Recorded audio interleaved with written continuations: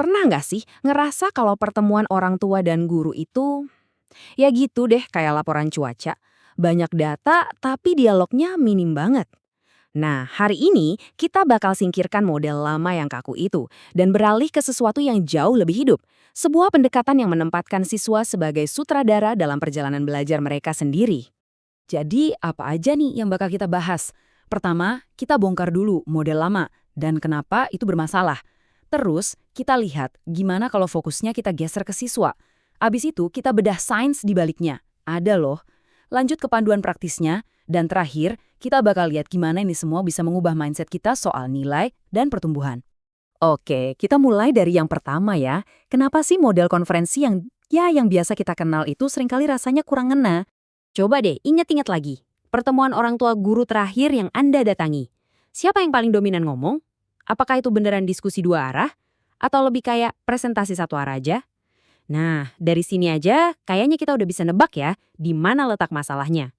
Dan ternyata datanya benar-benar nunjukin itu. Bayangin deh, 85% waktu bicara itu dipegang sama guru.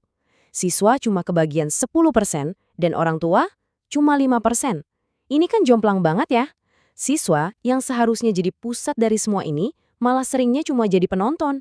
Ini bukan kemitraan, ini lebih ke laporan sepihak. Nah, sekarang kita masuk ke solusinya. Ada sebuah model yang dirancang untuk ngembaliin lagi suara dan kendali ke tangan siswa. Namanya konferensi tiga arah.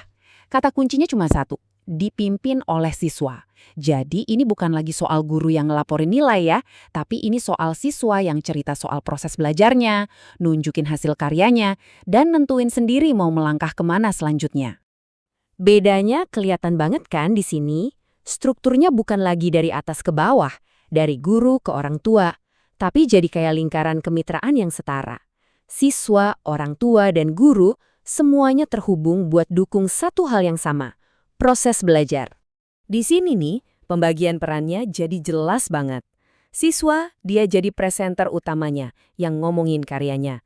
Orang tua, mereka ngasih masukan dari sudut pandang di rumah. Terus guru gimana?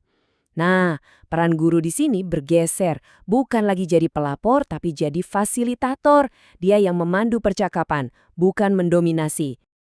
Oke, mungkin ada yang mikir, emang beneran seefektif itu? Jawabannya, iya banget. Dan ini bukan asal ngomong loh, ada sains kognitif yang kuat di baliknya. Yuk kita lihat kenapa model ini begitu ampuh. Intinya tuh gini, saat siswa yang megang kendali, kita tuh lagi ngaktifin kemampuan berpikir tingkat tinggi mereka.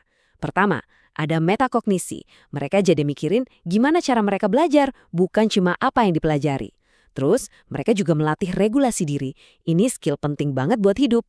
Dan yang paling penting, saat kita kasih otonomi, motivasi internal mereka tuh langsung naik drastis. Lihat deh perbedaannya. Jauh banget kan?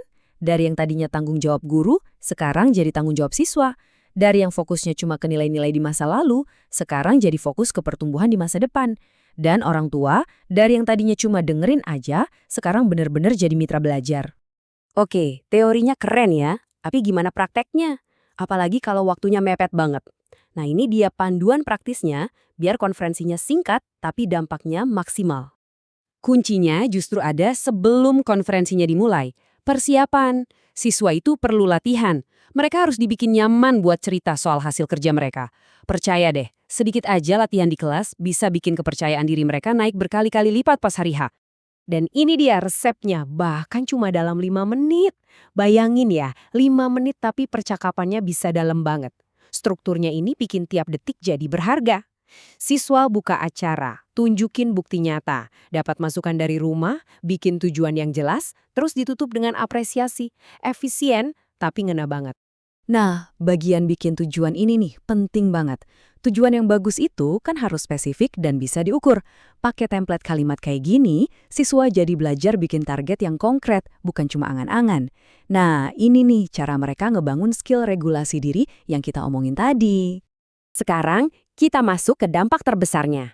Ini bukan cuma soal format pertemuan baru loh, ini soal mengubah total cara kita ngobrolin tentang sekolah dan prestasi. Esensinya itu pergeseran ini, kita pindah dari yang tadinya obsesi sama simbol statis kayak nilai A+, ke merayakan proses belajarnya itu sendiri, Proses yang dinamis, kadang berantakan, tapi disitulah pertumbuhannya. Ini dia intinya. Ini soal belajar, bukan cuma soal nilai. Saat obrolan ya berpusat pada portofolio siswa, strategi yang mereka coba, dan tujuan mereka ke depan, nilai itu jadi kayak produk sampingan aja, bukan tujuan utama. Fokusnya kembali ke proses belajar yang gak pernah berhenti. Dan kutipan ini, wah, ngena banget. Ini soal mengubah pola pikir. Dari yang tadinya cuma nerima aja, jadi agen yang aktif. Dari yang cuma peduli dapat nilai berapa, jadi semangat mikirin, habis ini mau coba apa lagi. Inilah inti dari kepemilikan siswa atas pembelajarannya. Jadi, saya mau ninggalin Anda dengan pertanyaan ini. Nggak peduli Anda seorang guru, orang tua, atau bahkan siswa. Gimana caranya kita semua bisa ikut mengubah obrolan ini? Karena dengan mengubahnya, kita nggak cuma mengubah sebuah pertemuan singkat, kita mengubah cara generasi mendatang memandang proses belajar, pertumbuhan, dan arti kesuksesan yang sesungguhnya.